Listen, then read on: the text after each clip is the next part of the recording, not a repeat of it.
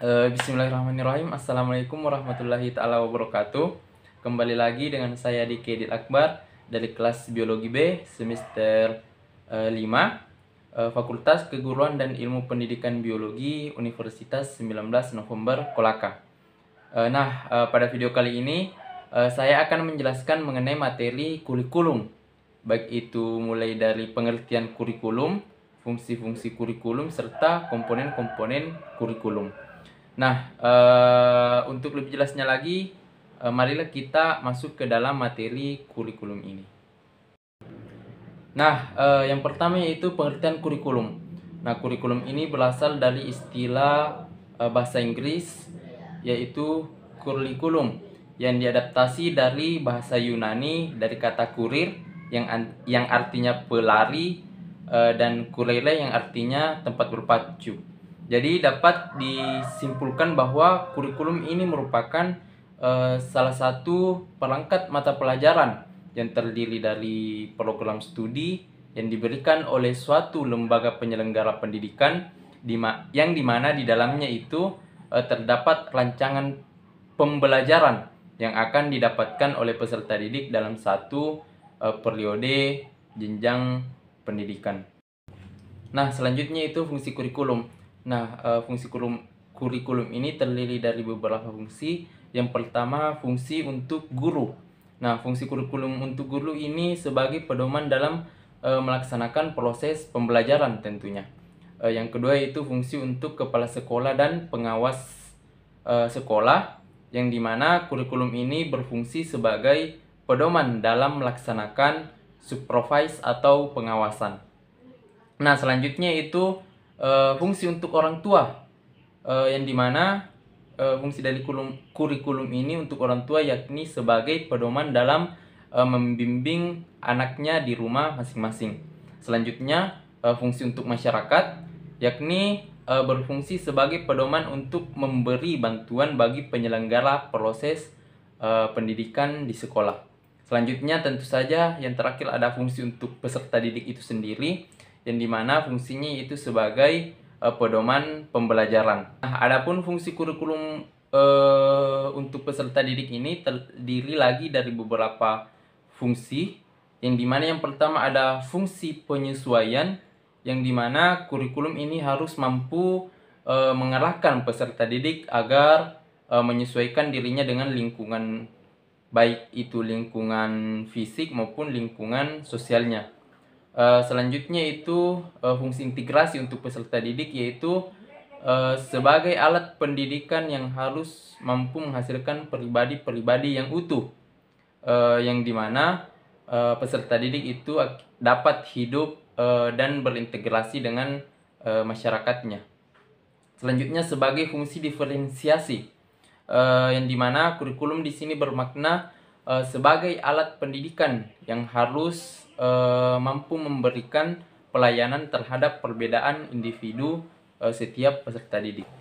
Fungsi yang selanjutnya untuk peserta didik dari kurikulum ini yaitu fungsi persiapan, yang dimana kurikulum di sini bermakna sebagai alat pendidikan yang harus mampu mempersiapkan peserta didik untuk melanjutkan studinya ke jenjang yang lebih tinggi atau ke jenjang yang selanjutnya.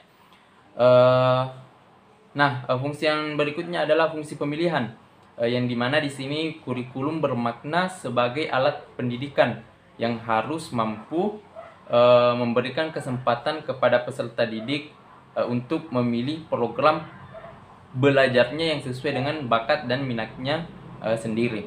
Selanjutnya fungsi yang terakhir untuk peserta didik yaitu fungsi diagnostik, yang dimana fungsi ini bermakna sebagai alat pendidikan yang harus dan mampu membantu peserta didik untuk memahami dan menerima kekuatan atau potensi yang ada pada dirinya sendiri. Yang terakhir yaitu komponen yang ada pada kurikulum. Komponen-komponen yang harus ada dalam kurikulum ini di antara lain ada tujuan, yang kedua ada isi, yang ketiga ada metode pembelajaran, serta yang keempat ada evaluasi kurikulum. Yang pertama komponen yang harus ada dalam kurikulum itu yaitu tujuan.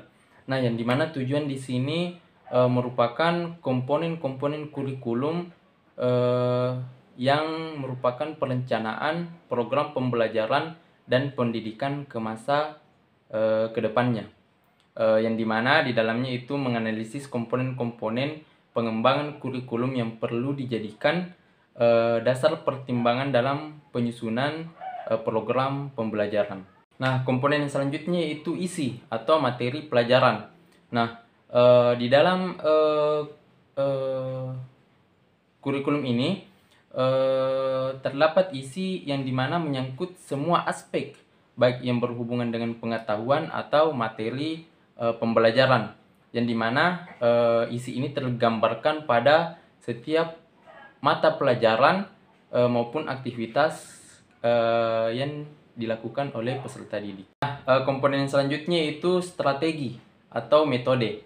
Nah, metode ini merupakan upaya untuk mengimplementasikan rencana yang telah disusun dalam kegiatan pembelajaran yang nyata, yang dimana tujuannya itu tentu saja agar proses pembelajaran itu dapat berjalan dengan lancar dan optimal, serta peserta didik dapat termotivasi dalam mengikuti proses pembelajaran yang kita lakukan. Komponen terakhir yaitu evaluasi.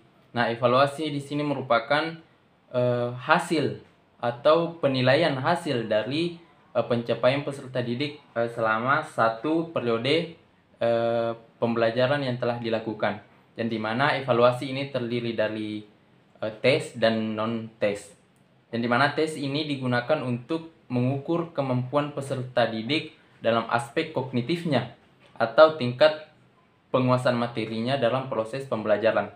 Sedangkan non-tes merupakan alat evaluasi yang biasanya digunakan untuk menilai aspek tingkah laku, yang termasuk di dalamnya itu ada sikapnya, ada minatnya, serta motivasi peserta didik itu sendiri. Nah, itulah tadi penjelasan saya mengenai materi kurikulum.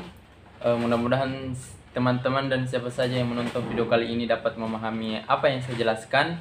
Lebih dan kurangnya mohon dimaafkan. Apabila ada yang ingin ditanyakan, silahkan bertanya di kolom komentar. Sekian dari saya. Wabillahi taufiq wal hidayah. Wassalamualaikum warahmatullahi taala wabarakatuh.